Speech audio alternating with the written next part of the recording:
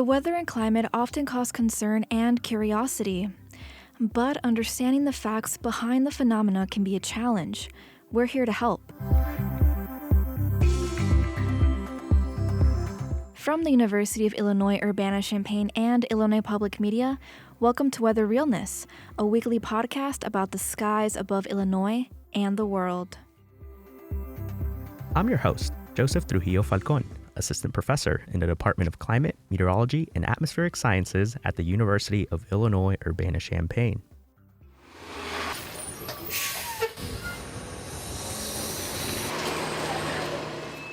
Champaign-Urbana Mass Transit District, known as MTD, has been driving passengers from stop to stop for decades, whether it be through rain, thunderstorms, and snowstorms.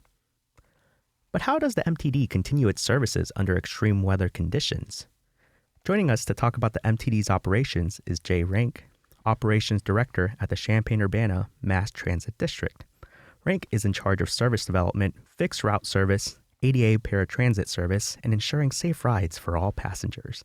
Thanks for joining us, Jay. Yeah, thanks for having me.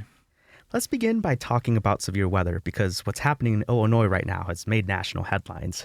This spring and into the summer, central Illinois has experienced several rounds of tornadoes and severe weather outbreaks. This tornado, captured on cell phone in Streeter, is one of the most severe so far this year. The Weather Service says it was an EF3, and it caused widespread damage to homes and businesses in town. An EF1 touched down in Bartlett and Naperville, causing some property damage as well, though not as severe.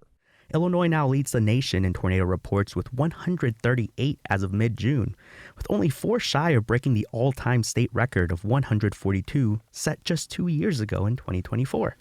For context, Illinois averages about 64 tornadoes in an entire year. We're interested in getting to know what protocols Champaign-Urbana MTD follows during severe weather.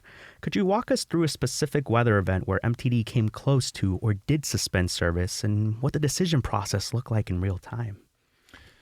Yeah, just recently we've had a few storms come through and had to implement our SOP for severe weather. A couple weeks ago, I recall we had a storm come through and yeah, it looked like it was coming through directly to Champaign-Urbana, and we did end up having buses seek shelter or shelter in place. The other times I can recall in the past, we're more used to winter weather. In those cases, it's a little bit slower moving, and when we can plan a little bit better for those. But yeah, the only time I believe in our history that we've ever suspended service for a time was in, I think it was 2014 or so, the polar vortex, if you recall that. We begin with the weather. Tens of millions of Americans face a day of dangerously cold weather. A pool of Arctic air is covering a huge area all the way to the deep south. Many cities expect to break low temperature records. Strong winds will make it feel even colder.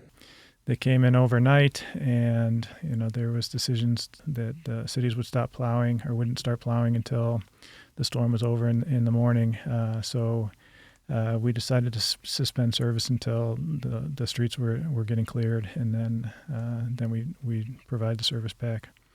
But yeah, otherwise, our intention is to provide the service, and our plan is to do it until we can't. So I know you mentioned the Weather Channel. That's an extremely reliable source. Are there any other kinds of information that you look when making these very important calls, and how much lead time you typically have before you need to act? Yeah. We pay attention to WCIA weather in our control center as well, and because that's the local, Champaign-Urbana kind of focused weather center. But yeah, we usually get a packet from our local EMA in advance of the storms a couple times a day. In fact, there's weather briefings, so that gives us a lot of information about what to expect when and where across the whole central Illinois region, and then we can basically make our plans off of that. So.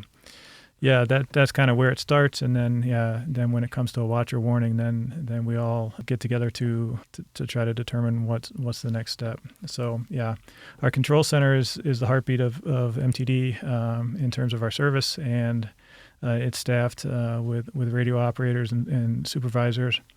If the storm's coming in, then myself and my assistant operations director may come in and check on things, see how things are going.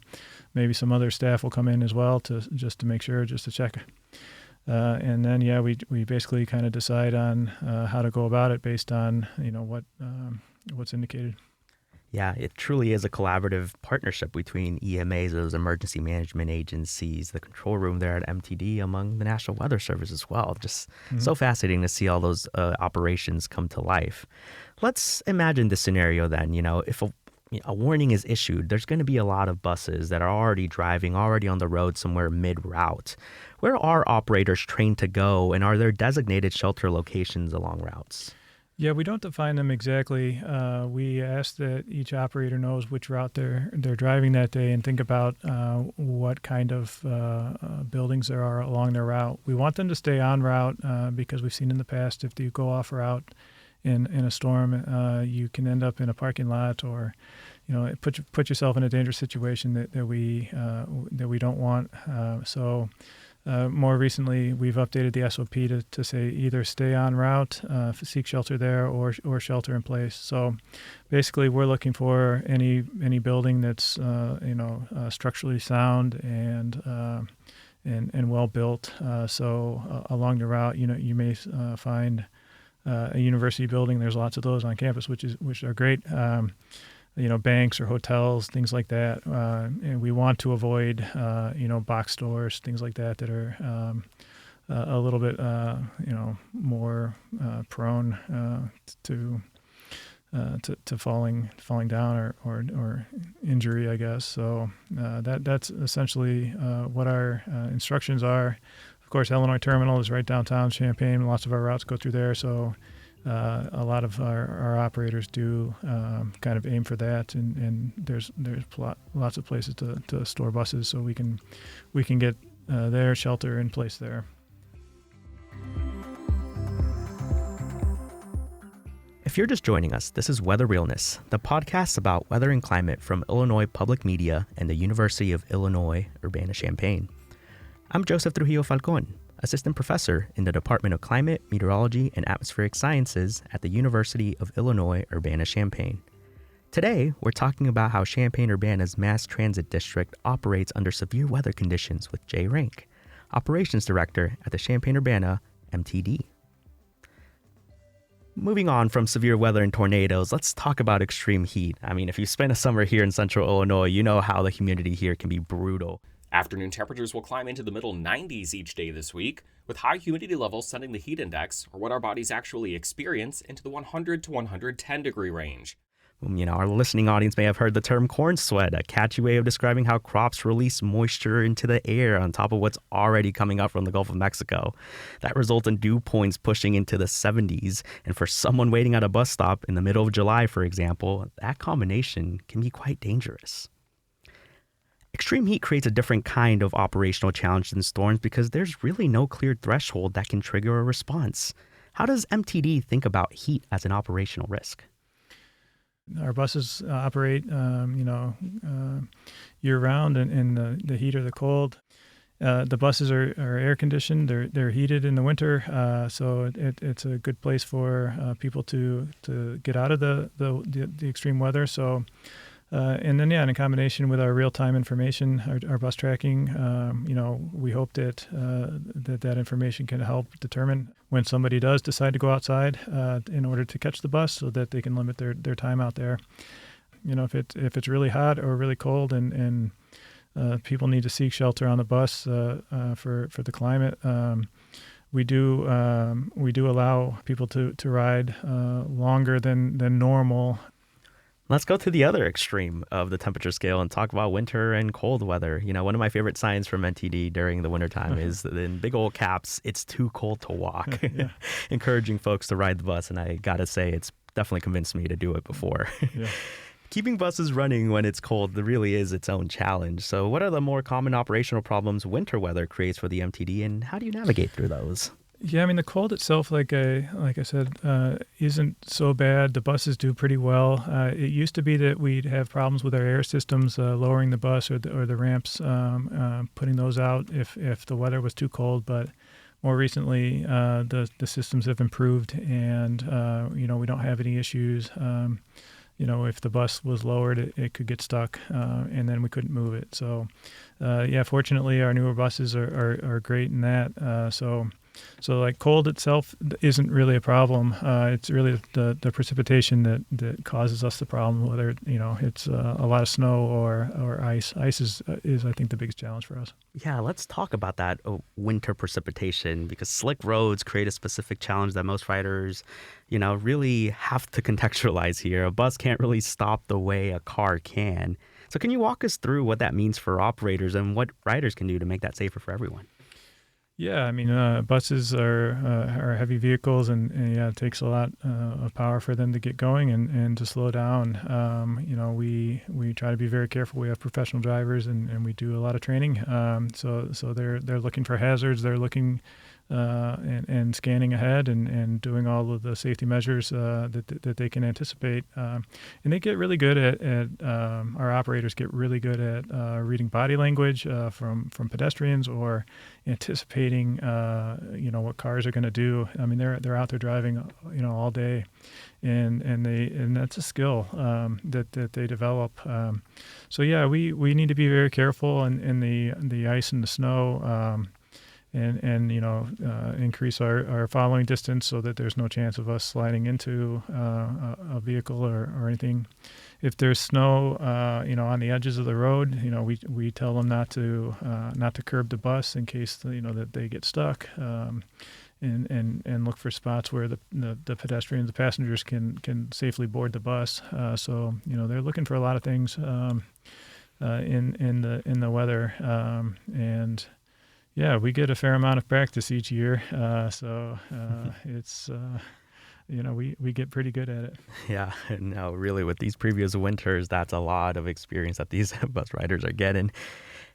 Back to the riders themselves and passengers, do you have any advice for them to navigate these extreme temperature conditions, maybe going to the bus stop well in advance or things like that? Yeah, I mean, if I would pay attention to our real-time information, it's out there more than ever. We partnered with the Transit app for real-time information. Our information's out on Google Maps and everything like that. So hopefully that helps you time your trip better and you kind of minimize your travel time. Get out there a little bit early, because the estimates can change here and there when the bus can make up some time if it gets a green light, or slows down if it gets a red light, that kind of thing. Let's even talk about beyond these fixed routes too, because MTD also provides paratransit services for residents with disabilities, and severe weather can create some challenges for those operations. Let's start off with a broad perspective here. What are the ADA paratransit services, and how does this work? Yeah, kind of like you said, it's for passengers with disabilities that they can't reasonably ride the bus. It's a service that you apply for and can be approved or conditionally approved for, and basically it's a service that you can schedule a ride at least a day in advance of, and we can book a ride to and from where you need to go within the district. So the challenge there is, it may be the population, the riders may have special needs in terms of getting on and off the vehicles. So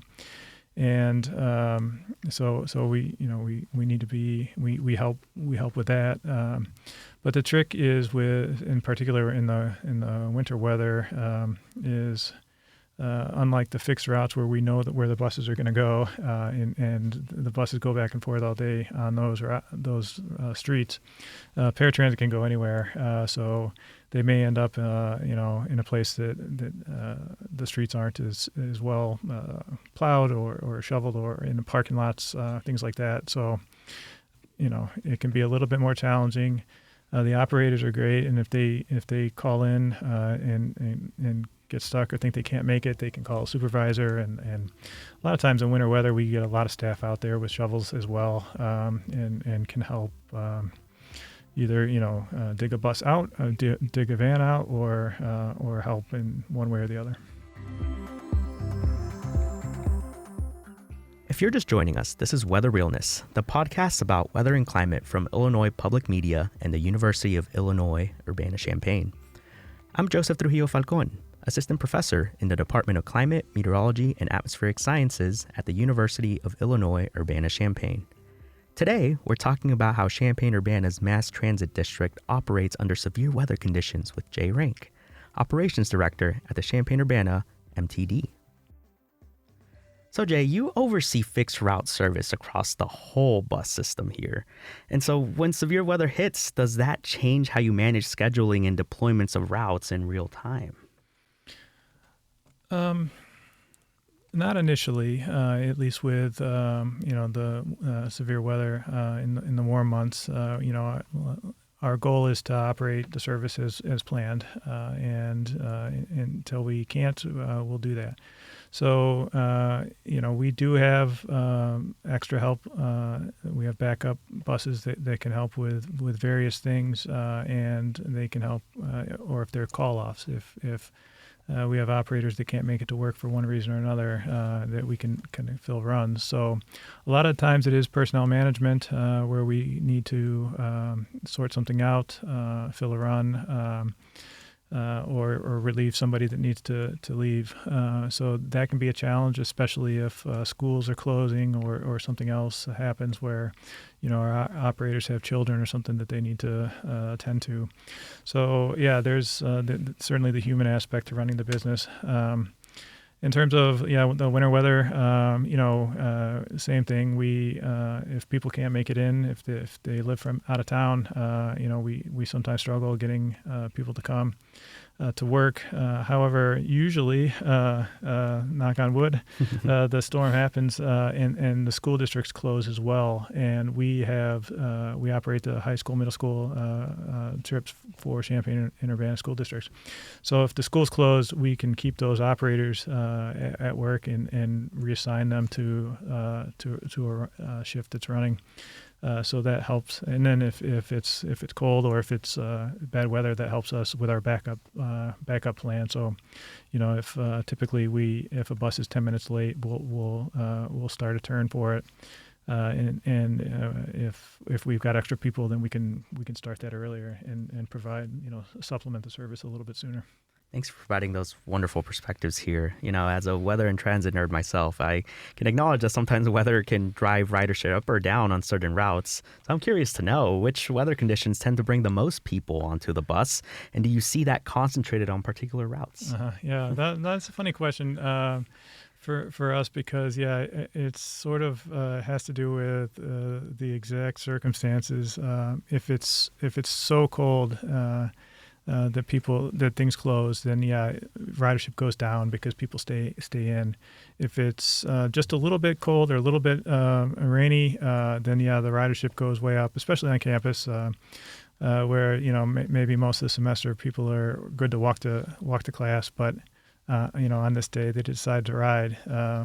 But then then it leads to overloads and the normal riders are like, where'd all these people come from? So then, we've got to work to do our backups and try to manage the loads.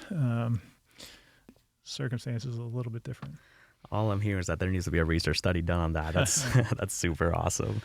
Yeah, and when that ridership does surge then during bad weather, does it actually stress the system quite a bit, or is it manageable?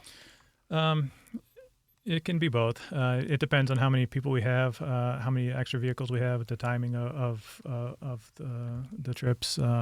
Certainly, like right before class change or during class change, it can stress the system.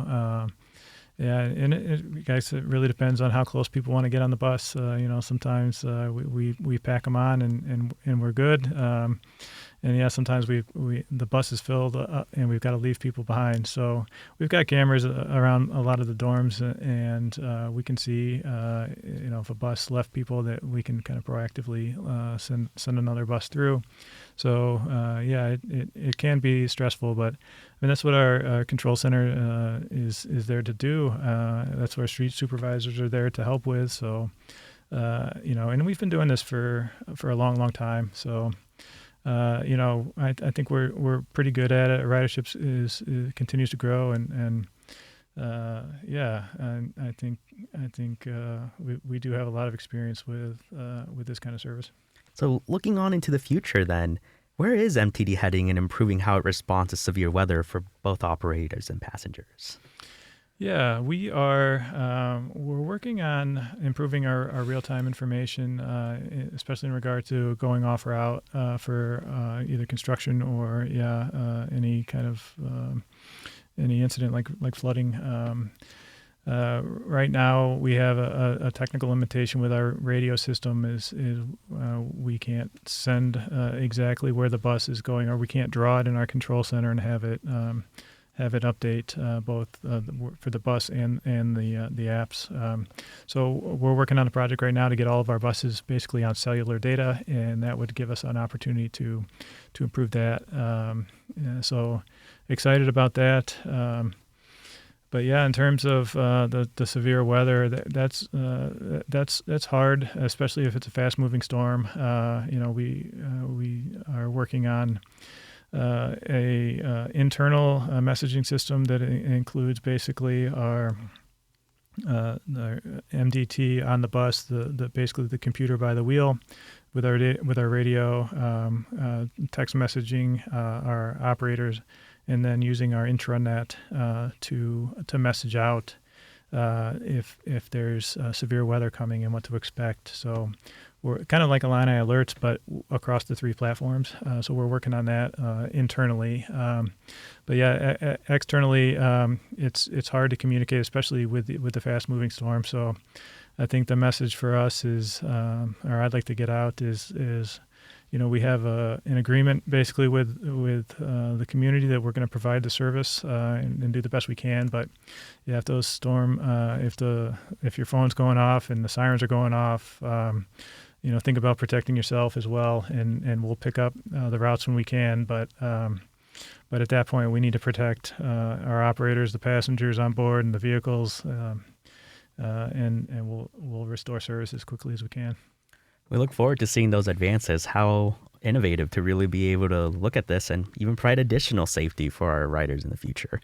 Let's wrap up this conversation on, I think, what is the most important question, Jay. What is your favorite bus route?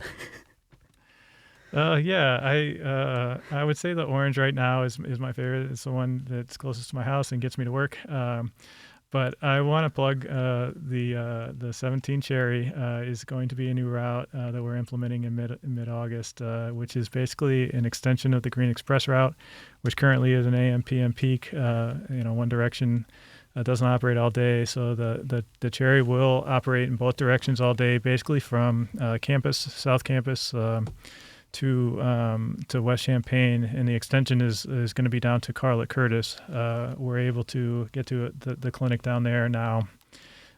So this is something we've been wanting to do for a long time, and I think this is going to be a great route for us. So I think it's going to be a lot of people's favorite new route. Yeah, no, definitely. I think it'll already be competitive because I was going to say the green. Yeah, it really gets you. It saved me a ton of times when there was a heavy downpour, but I also use it a lot to get through town. I've always loved going to the public libraries, and so it always gives you a direct one. And whether, I want to visit the Champaign one or the Urbana one, it's always a good shot for it. Well, the 17 Cherry will go right by the Champaign Library now. Oh, that's fantastic. Well, good to know. Thank you so much, Jay. We really appreciated your insights here and, again, admire all the work your organization is doing to advance public safety and also get our riders from one stop to the next. Yeah, all right. Thanks for having me. Do you have a weather or climate question you want us to answer? Leave us a voicemail at 217-333-2141 or email weatherrealness@illinois.edu. Weather Realness is produced by Tret Ford Jeff Frame, Deanna Hentz, Stephen Nesbitt, Stephanie Orellana, Eddie Wolf, and me, Joseph Trujillo Falcon. Production is partially funded by the Backlund Charitable Trust. This podcast is a partnership between the Department of Climate, Meteorology, and Atmospheric Sciences and Illinois Public Media, a service of the University of Illinois Urbana-Champaign. Thank you for listening.